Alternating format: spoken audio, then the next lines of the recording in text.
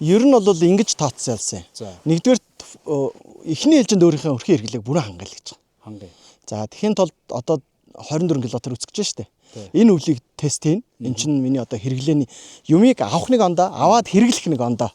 Хэрэглэх буюу хэрэгэлд сурах их ондоо байхгүй юу? Тэгэхээр би энийгээ хэрэгэлд сурах хэрэгтэй байхгүй юу? Миний одоо хамгийн анхны гэрийн даалгавар одоо бол миний хэрэгэлд сурах гэрийн даалгавар. Тэгэхээр би 24 км-аараа өрхийнхээ хэрэглээг хангах гээд үзнэ. Ингээд хэр одоо жишээлбэл надад хэмнэлт авчирч чадж байна. Хэрэглээг минь хэрхэн хангаж байна гэдгийг харна. За хэрвээ энэ маань багтах юм бол миний б төлөвлөгөө 30 км болгож өсөх. Тэгэхээр 12 хавт нэмэн тий. Нэмнэ гэсэн үг. Тэгэхээр одоо ийш ингээл нэмнэ гэсэн үг шүү дээ.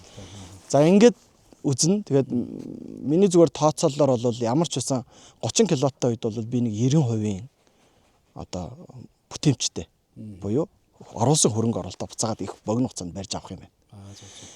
Одоо бол бид нар ч нэг 70% дээр явж штэ. Та бол нөгөө илүү нөгөө өгөөж тал нь зундаа яачаар чинь хөрөнгө оруулалтыг хурдан нөхөн л гэсэн. Их л хурдан нөхөн. Тий.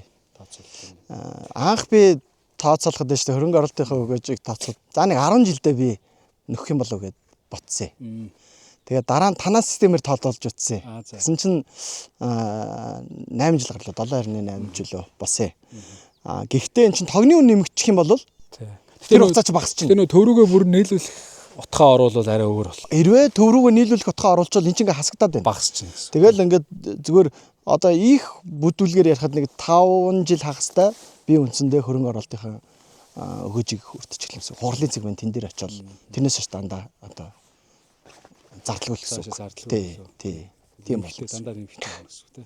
Тэгээ хамгийн гол нь тэр шүү дээ. Одоо зүгээр нэг үг хэлгээд энэ жил бүр яаран шийдтсэн шалтгаан нь юу вэ гэхээр 4-р цахилгаан станцыг бас тэгсэн чинь эсрэгээр засаагүй шүү дээ.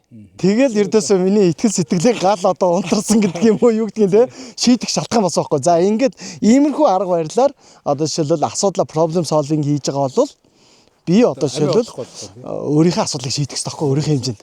Тэгээ миний шийдэл бол энэ эсэ. Одоо байгаль орчин дээлтэй сэргээгддэг энэ эрчим хүчний шийдлийг өөртөө хийх хэрэгтэй байна гэл ингээл яарсан байхгүй. Яг таны нөө суйрлалтын юу ч юм бол та бүх хэрэглээндээ батарей ураагаар нараа ашиглаж байна. Тэгж байгаа. Хэсэгчлээд яг 10 км-ыг нөгөө нэг зөвхөн одоо халаалтнаас бусад хэрэглээнд бас оруулж болно.